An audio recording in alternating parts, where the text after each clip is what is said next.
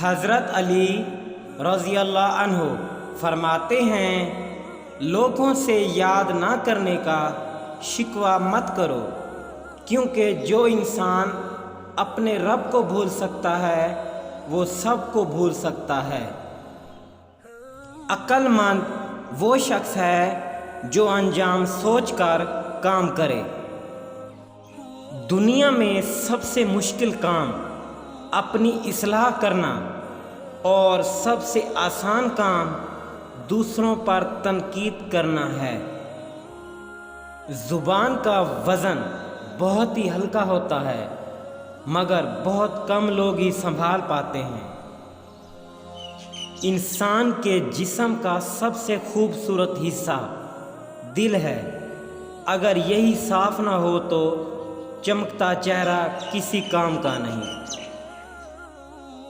دنیا میں وہی لوگ سر بلند رہتے ہیں جو تکبر کے تاج کو دور پھینک دیتے ہیں۔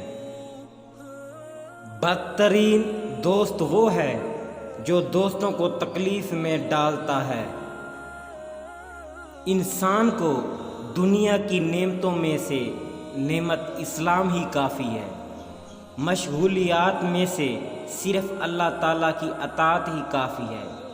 عبرت کے لیے روزمرہ کی اموات کا واقع ہونا ہی کافی ہے۔